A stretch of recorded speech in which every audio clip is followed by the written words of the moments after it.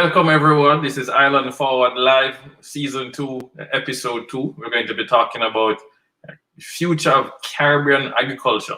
For those of you who don't know, the Caribbean is big on agriculture. This was known for sugarcane in particular, banana as a second one. We're going to be talking with a close friend of mine, Joseph Powell, the founder and CEO of Mapex Group. We're going to let him introduce himself and I'll pull him in. Today we're going to be doing about 40 minutes. Thank you for all the people who are participating everywhere. Remember, you can send comments, send your questions. But let's bring in Joseph Powell now from Mapex. Joseph. How you doing, David? I am good and I'm good. Where in the world are you? Because sometimes in Brazil, in Jamaica, Grenada. You're based here in Orlando with me though. Yeah, I was in Orlando 2 weeks ago. I'm in Jamaica now, on the rock. You're on the rock, so well, you're better off than Florida. So I kind of envy you when you do that.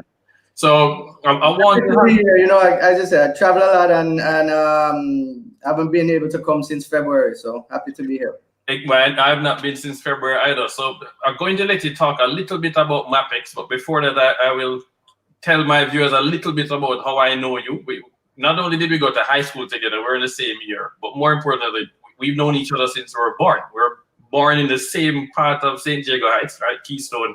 Mm-hmm. And my father is your godfather. Your father is my brother's godfather. Yeah. You were the second check. You were a second investor in what we are doing. So I appreciate that. And then I sit on the advisory board for Mapex now. Tell us a bit about what does Mapex do across the region?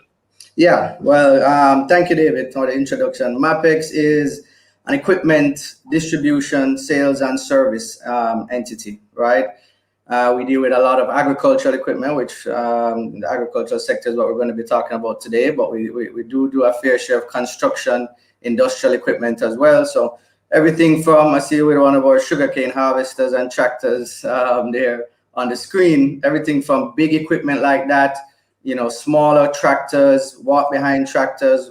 Ideally, we're here to help Jamaica and the Caribbean mechanized farming operations, right? We see farming as a massive opportunity and a big sector for each Caribbean island. And us being from Jamaica, obviously we started here in our endeavors to help farmers mechanize, right? So we don't generally do we won't do machetes or manual hoes or stuff like that, but anything to help to get your operations more efficient, more productive, to turn labor into more productivity. That's what we specialize in. So I show in the video, I remember when you had shown me this one, instead of the traditional machete, if you've looked at old pictures or old paintings of sugarcane in the Caribbean, it was a man with a machete cutting cane, and that has continued for a while. You guys introduced a machine that, is it a thumper or something, where they're not using the so that's actually a very, very useful and productive machine. It's called a cane thumper, right? We travel around the world. We just started this business some 15 years ago. My dad has been in this industry for probably 50 years, right? We're kind of mandated by the industry to find solutions to help get labor more productive. So a machine like the cane thumper, an average cane cutter will do anything from 3 tons to probably 5 or 6 tons per day, but it is the most manually gruesome activity that I've ever come across. Wow. And it beats us. So hence, we had a lot of younger people not getting involved in the sugarcane industry. And, we'll go a little bit deeper into sugarcane later in the show, I'm sure. But that machine will turn, you work in a group of, 5 to 6 persons, and each person can now account, for 10 to 15 to 20 tons of cane per day. Wow. That's a massive difference. Big difference. So when we talk about Caribbean agriculture, most people start with thinking about sugarcane. They think about bananas. We used to have coconut. We've had issues there. Sweet pepper is something that's also well known. Vegetables. How do we compete in the global market? Is it strictly just a productivity problem, or we have other issues as well? Yeah, well, David, back in the days, some 100 years ago or so, Jamaica had 400 sugar mills, right? Wow. So it's not just a productivity thing, it became a scale thing, right? So just about every country that I've visited to study the sugarcane industry and equipment specifically to help make the industry more productive, you're talking Brazil, you're talking India, you're talking Belize, Guatemala, Argentina, everywhere. across the U.S., Louisiana, Florida specifically. We just don't have that scale, right? So therefore, over time, it was not economically feasible to maintain that many sugar mills. Every ounce of land would have to go into sugarcane production in Jamaica, right? And nothing else. So, there's a massive consolidation of the industry that has taken place. I believe we still could be competitive, but we have a host of issues that face the Jamaican sugar industry that has caused it to, be in the state that it is today. We only have two Appleton announced that they're closing their sugar factory. They're not closing their distillery or rum production, for those rum drinkers who heard that. But they're closing their sugar facility and the mill. It was a historic problem. One, to go back a little into history, the ACP nations, African, Caribbean, and Pacific nations, got preferential treatment for their sugar. So back when we had government-owned mills and so forth, it didn't behoove them back then to get more efficient and more productive at what they were doing, because for decades they had guaranteed pricing. So no matter what price they were producing sugar at, they were making money, right, or breaking even. Right. So you never got more productive. But you look at the companies that have, like Worthy Park, smallest mill in Jamaica, but very productive, right? And they've diversified outside of just sugar, right? The sugarcane plant, a lot of people don't know this, is probably the most productive plant on earth as far as the derivatives and byproducts that you can create from it. Right. A properly run sugar mill is self-sufficient in electricity, self-sufficient with fertilizer, is self-sufficient with just about everything, and it's just a closed loop. Wow. Very few of our mills in Jamaica ran like that. And the problem was they were too reliant on one output, which was sugar. Sugar, the actual raw. The actual raw sugar, that we would then ship abroad, get refined, and import back for 10 times the cost, right? Which is typical third world problem, right? And we never thought, like, let's get first world with the industry. Right. So that sounds almost like the same problem we had with bauxite, where we dig up the ground, export the dirt, and then we have to re-import the aluminum or the finished aluminum product. So right. If you were... And again, Jamaica supplied 40% of the alumina that was turned into aluminum for the United States when they were doing it in World War II, right? That's massive. We had the largest bauxite. Alpart is the largest bauxite plant in the entire world. I think it probably still top 10, right? But yeah, we mine the ore, transport, turn it into alumina, export it, and then we import it back in cars and housing products. Right, and finished products. And that's where the value added is, where the most money. 10 times the cost. Yeah. So all right. So I tend to be the kind of person who thinks about comparative advantage, which you talk about as well. We learn this in Econ 101, right? So somewhere like Belize and Guyana could be the breadbasket of the Caribbean, the amount of land that they have available. Mm-hmm. What would we be doing Caribbean-wise in terms of planning for efficiency? Should we be doing certain things only in Guyana and Belize, and we shift the use of our lands in Jamaica and Barbados to other things other than sugar? Or do you think everybody can work together? Well, I believe everybody can work together. But we have a CARICOM, which is supposed to be a Caribbean community, where we should be working even more together in big ideas like this, right? I don't think there are any discussions that are going on regarding specialization in a specific crop. So we have a lot of knowledge in the Caribbean, right? Every industry that I've ever traveled to all around the world, I think, reference in some way that they learned something from Jamaica, even in the sugar industry. Wow. Jamaica has very rich and deep history and a deep network of smart people, right? But probably that is something that would be worth looking at, as far as, looking at the different countries, how their soil types are, how their topography is. Because a big problem in Jamaica too is a lot of the flatlands, people want to build houses, and that's a one-time investment and one-time money-making thing, as opposed to something that that can go on forever, right? When I go to places like India, if a man have a half an acre plot of sugarcane, that serves his family for decades and decades and decades, and they actually have laws to protect these small farmers from being bought out by the big estates, because they realize that that little plot of land can sustain an entire family through generations. Generational wealth. But looking at things like that, as far as is one country better suited because they have more flat lands? you see, the scales and economies and efficiencies is always going to give Jamaica a challenge, right? Because we have a lot of hills and valleys and so forth. In Brazil and Australia and India and a lot of these places, you have a sugarcane harvester running, for a mile before it has to turn. In Jamaica, it's turning every couple of minutes, and that blows fuel right through the roof, and that's a big input. So yeah, that's a very progressive kind of thought process that I think we need to explore a little bit more. So you're going to talk about land, and then we're going to have some people that bring up the idea of somewhere like Singapore or Netherlands that actually is an agricultural exporter in some ways, because they're not using land in terms of horizontal farming, they're using vertical farming technology in locations. You and I live in Orlando, live near Disney World, and if you go to Epcot, they have the tour where you go on the boat and you see the vertical farming, which is, I'm shocked when I see that and they show jackfruit and they're talking about these things. Can we do that in the Caribbean? I've seen tests in Jamaica before. I've been carried on those. Could we do that at scale? Why haven't we done that at scale? Yeah, absolutely. We can do that at scale in Jamaica.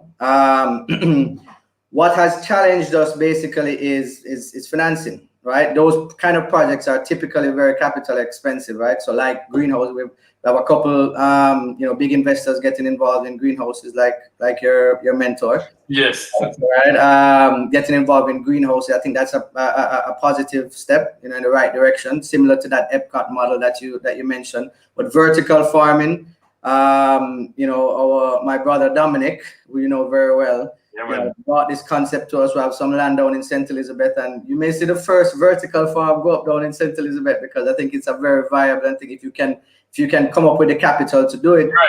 Well, let's not say maybe. We will. Let's not say we will. And maintain it, right? Because it's a big thing that we have in Jamaica, where we get grants and we get money and we get loans and we get financing and we bring in fancy equipment, whether on the field side or the factory side.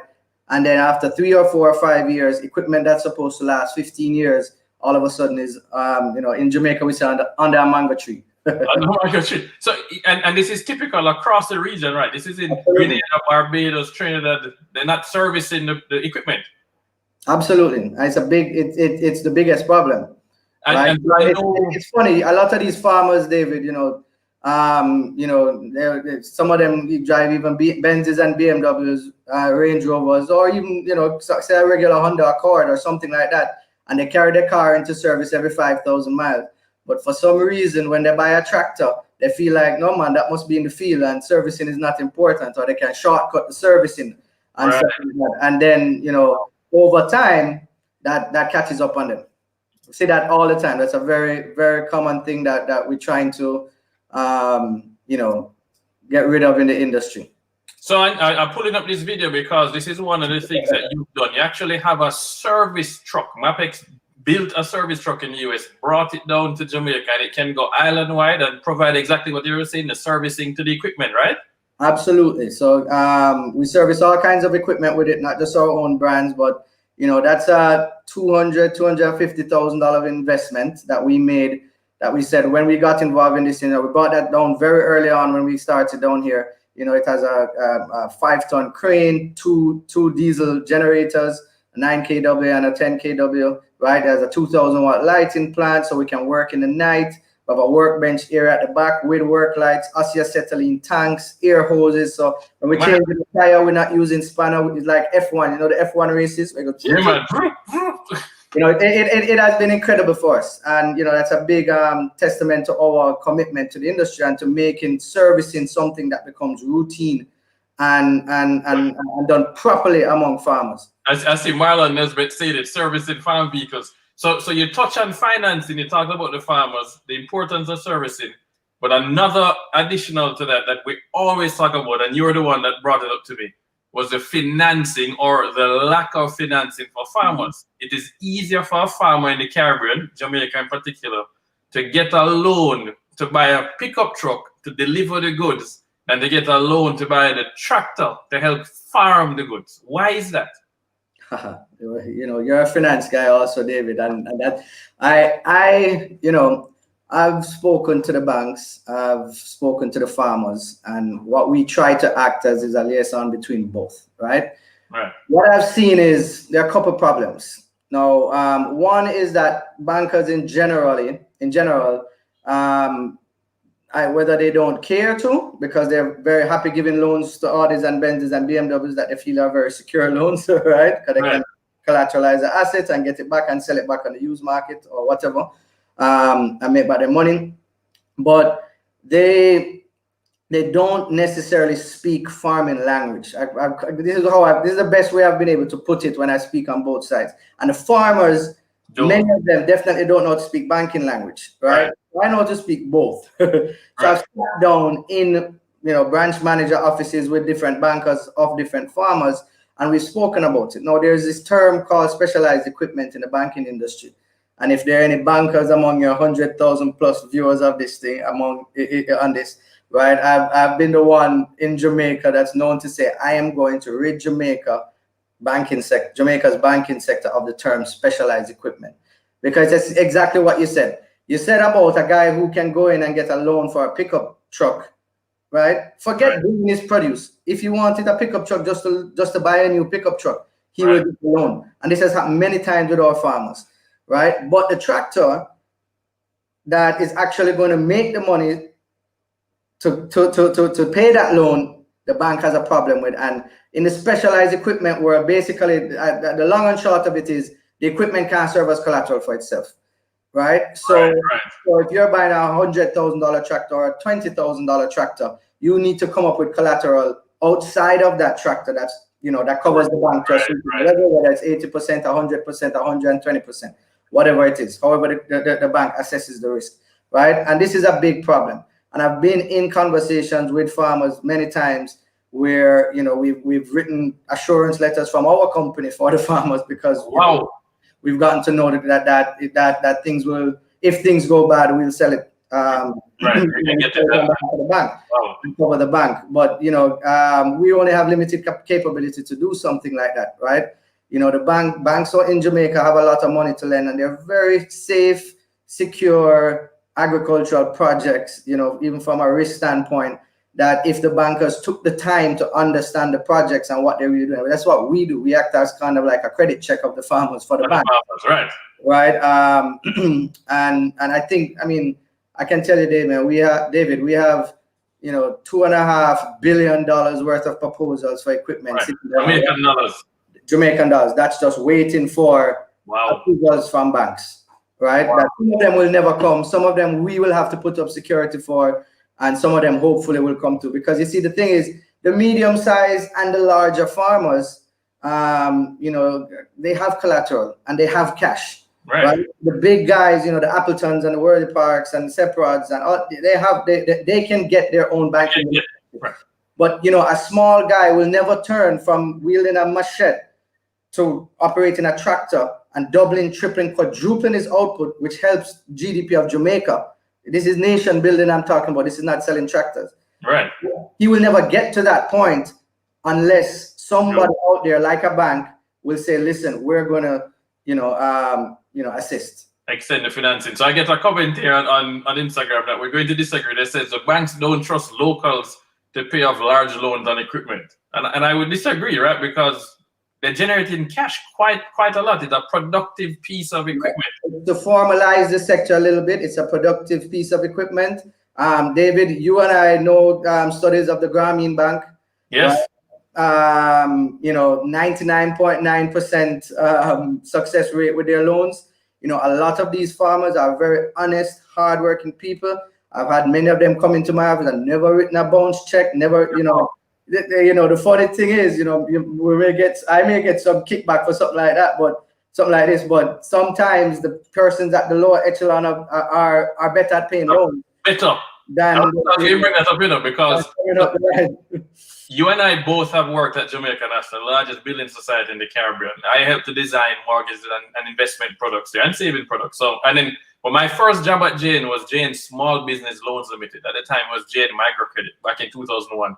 And I was amazed to see that these borrowers, 250,000 Jamaican and below, essentially had no defaults, or credit defaults were lower in a microcredit subsidiary than at the larger building society, because these people don't like debt. They don't want to feel bad that they never pay, and they pay it on time or early. So I think you're exactly right. These are actually the lowest risk people to lend money to in the region. Yeah, and I mean, it's what we try to do in the industry to make the banks even more secure, David, is we keep track of that asset, right? So things like we can put a GPS locate on it, but we know where all our customers are, right? And we visit them and all of that kind of stuff. So the idea is, 2 months default on a loan, we go for the tractor, and the customer knows that.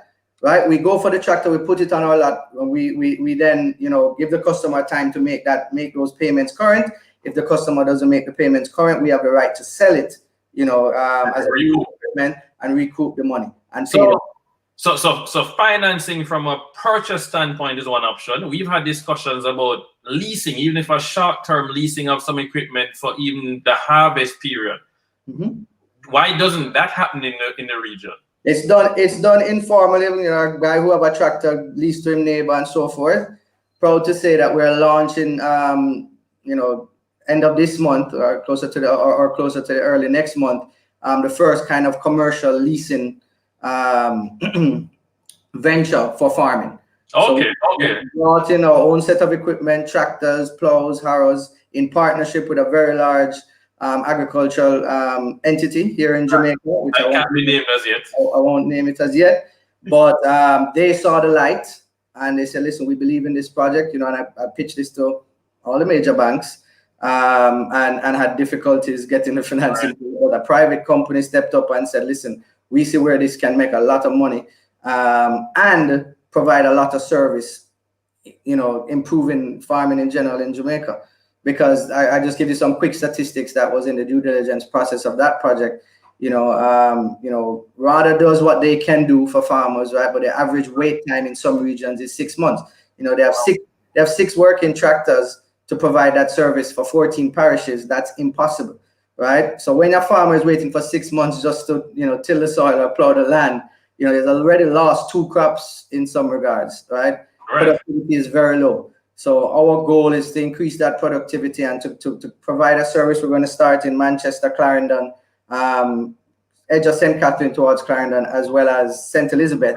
Now, so that we can provide a service that is on time, that we can deploy and go, within 48 to 72 hours maximum. We are on site with a tractor, operator, fuel, everything. Pay one money, and your land gets prepared. Right in 1/6 or whatever the time. The more so I know some of the questions we're going to get afterwards, or people will comment once this is posted as well. Is going to be: will there be an opportunity for Jamaicans in the diaspora, Caribbean people in the diaspora, to invest in something like this? Right, if they could put up some money at 5% interest, which is better than what we get in our savings account, could they on-lend through that leasing or financing, to provide financing to local farmers in the Caribbean and then earn like a bond? Is that something that you're looking at? Or Absolutely, David. That is something that is absolutely possible. As you know, we have our Jamaican entity, we have our US limited liability company as well. As far as the structuring and all of that kind of stuff goes, we have people that can take care of that. But definitely, if we have people out there who are interested in, and 5% I think is very doable. Right, 5 to 7% even. We can then on-lend to finance a tractor, and it becomes now beyond just making a return on your money. This is social investing. This is impact investing. This is all of those things on the highest level. This is helping a community, not just a farmer. This is helping an entire community survive. Yeah, but I had to give you the whole screen for saying that one. So see, we have Marlon pop it in and say leverage the diaspora, and that's exactly what it is. And you are a member of the diaspora. And you're the expert of reaching out to them, David. Yeah.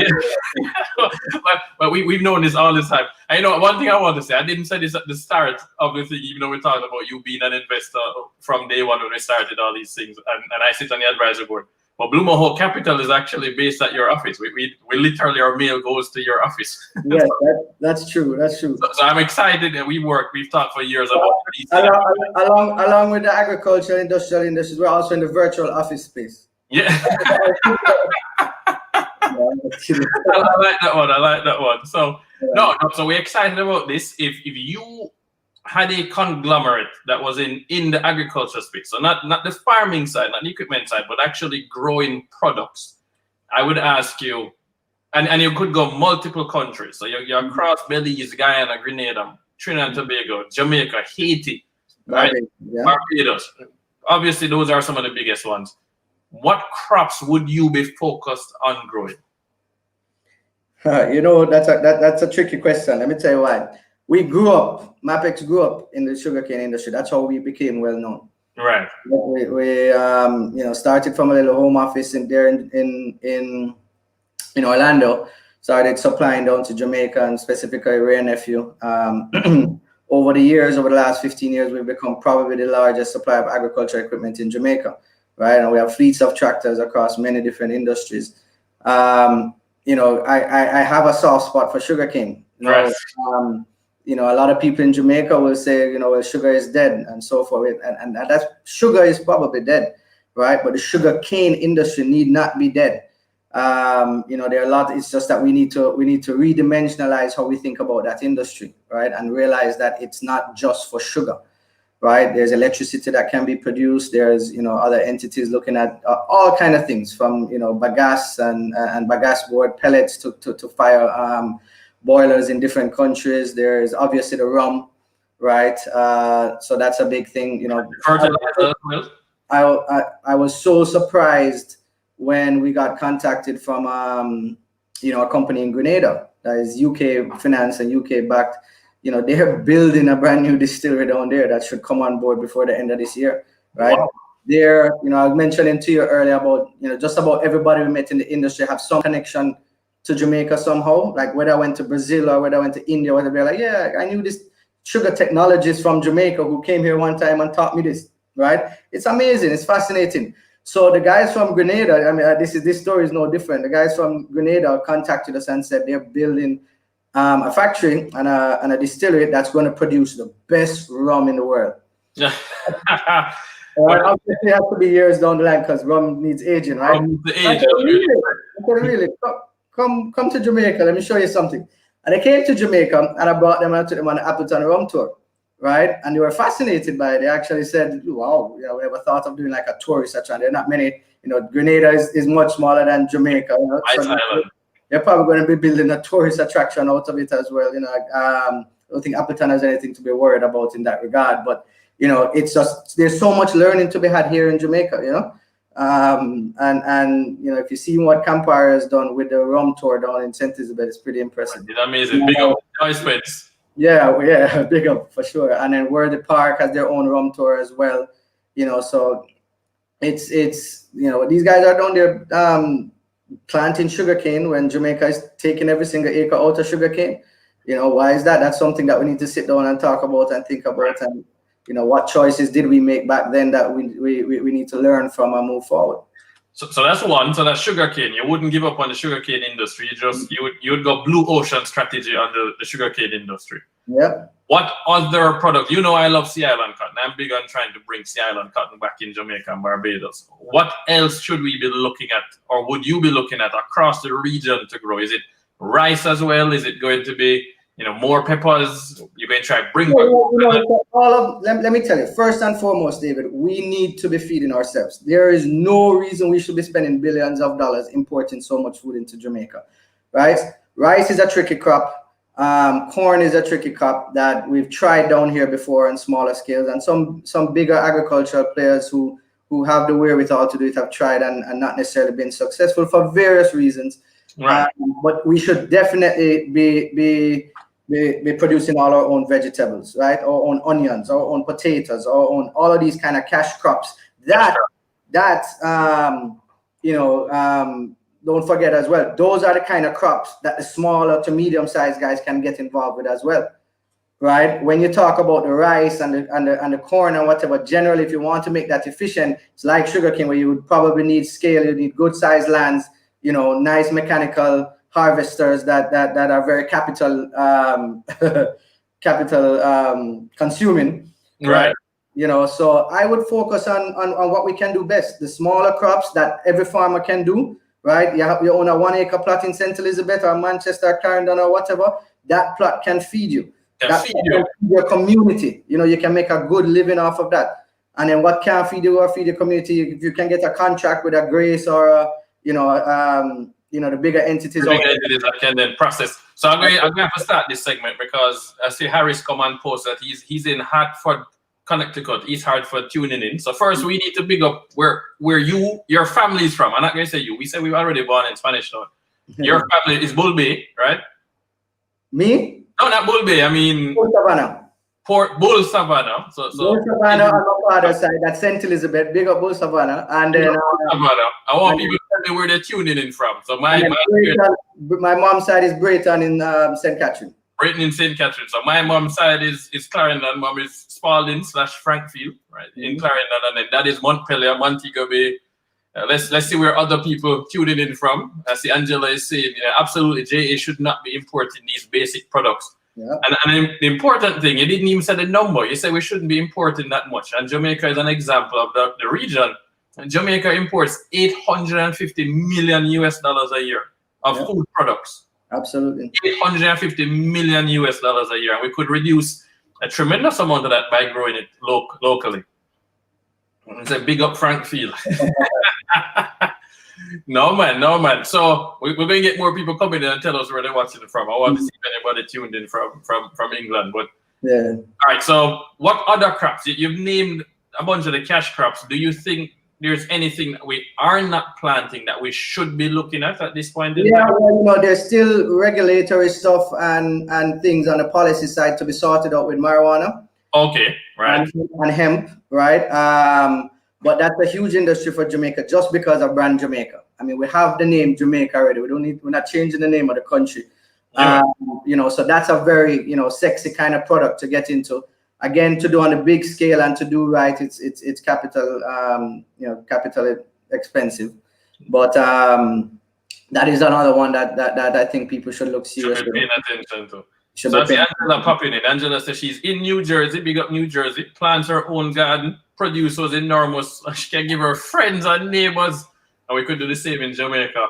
I have Island on IG saying he's in California via Jack's River St. Mary. So yeah, man, we have a group of people tuning in. We have Vegas, big up Las Vegas, Michael, in the conversation information. So Joseph, I really appreciate that. I'm going to tell people, you see behind me is Vision 2030. Go to the Vision 2030 website. There's a whole set of chapters on agriculture and agriculture, man. And we haven't executed on most of it. And Joseph is someone that knows more than that. Joseph, how do people get in touch with you now that you've shared this information? They want to learn more about Mapex. How do they actually reach out to you? Yeah, well, www.mapexjamaica.com or www.mapexusa.com, right? As well as, Mapex at mapexusa.com, email address, right? We're on Facebook, facebook.com/mapexjamaica. We have someone that monitors all of that activity. We have also Instagram. Mapex is just at Mapex Jamaica for Instagram, so you can direct message us there. Social media. I mean, we're on Twitter, we're on Instagram, we're on Facebook, and then everywhere. Man, we're easy to find. Type Mapex Jamaica agriculture in Google, and you'll find us. I love that. That shows that you're doing this stuff right. So I see Court here talking about breadfruit opportunities are big. But there you go. Coming back up, my mother asked me the one thing she asked me to carry is one of them sealed breadfruit from down here. So, so you know what? I'm surprised that nobody said this one yet. But I guess we don't have any people tuning in from the US that eat this avocado toast. Been like the biggest joke thing about our generation now. And David, you see, yeah, my kids love avocado toast. It's their favorite breakfast. But you see things like that, like the avocado, like even bananas. When you go to, you live in Florida, right? I live in Florida half of the time as well. When you go to a Publix and you see these bananas that come from probably Costa Rica or Nicaragua or wherever, right? And they just don't taste the same. And you can't peel them like a normal banana. Yeah, they're ripened. A lot of it has to do with the logistics. They're ripened in warehouses. Yeah. Right? Because they're coming from far distances. Jamaica is a stone's throw away from Florida. I see we made a couple shipments of mangoes back to the US, which started back after years That's good progress. I applaud the people who are behind that. But we need to be doing some of those kind of stuff, because as you grow now from feeding your community, right? This is what I would recommend to farmers in Jamaica. If you're just starting out and you start in small, a couple of acres, you feed your community and you feed yourself, right? Then you expand out and you start feeding Jamaica, and you start, providing, being one of those contractors for Grace or for Separate or for whoever needs these big commodities to make their products, right? And then you put your eyes on export, right? The brand Jamaica in so many ways is so powerful. I call ourselves the cultural powerhouse of the world, right? Kamala Harris would agree with you. Yeah, per capita, our brand is so powerful that we don't leverage it enough, and responsibly leverage it, right? Don't go out there, people, and just use the Jamaica name and not do it the right way, because obviously there's a process and so forth for that. But there is. All right, export market is huge, but take care of home base. There's a lot of money to be made just here in Jamaica and farming. No, man. All right, well, we're going to wrap up now. Any last thing you want to say to the audience before we close this out? No, I mean, for any of you farmers out there, we're here to help. If the bankers are on the line, we're here to help bridge that gap as well.